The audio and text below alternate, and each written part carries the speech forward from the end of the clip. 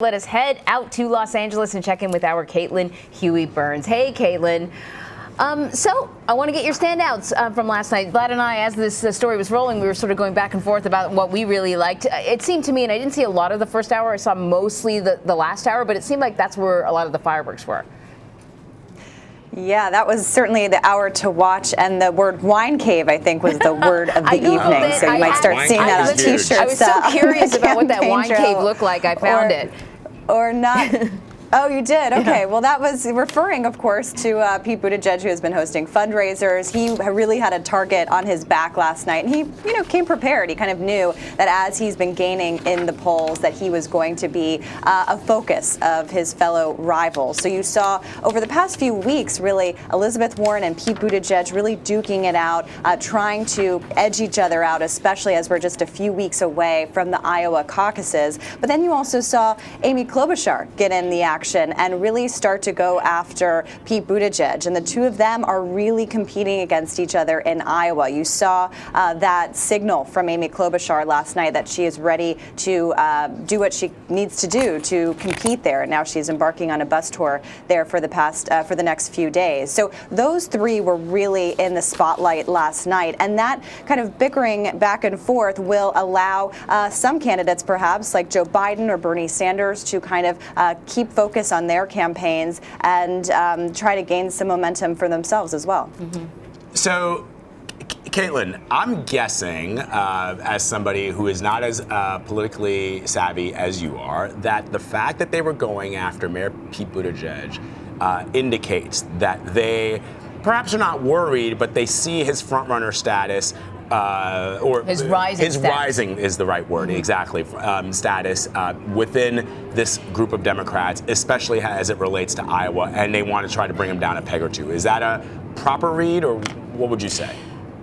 Oh, certainly, and that's kind of what happens in these debates. You get a sense of strategy from the campaign, especially heading into what we consider to be crunch time, just weeks away from Iowa. But what was interesting was that, he hasn't really been in this position before. He's been steadily gaining ground in Iowa, especially garnering national media attention as well. But that has also garnered him a lot of critics within the Democratic Party. You have some like Elizabeth Warren going after him for fundraisers, the way that he's raising money, his more, perhaps moderate approach to politics. Then you have Amy Klobuchar, who senses that there might be some vulnerability in Pete Buttigieg's support, especially among moderate voters in the Midwest. So that was certainly part of her pitch. And it's interesting, when you look at our CBS News polling, you see some overlap in support between Elizabeth Warren and Pete Buttigieg. And so that's why they're trying to kind of edge each other out. And again,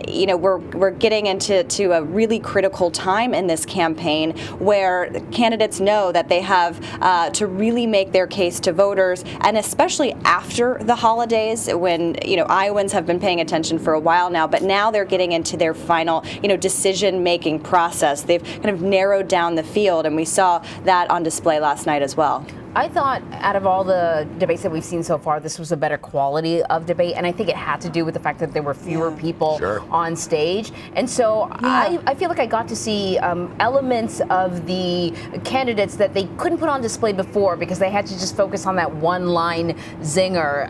Seeing Amy Klobuchar kind of bring the fight, I don't think we really saw that before. So I want to ask you, who took advantage the best of having this extra time to speak?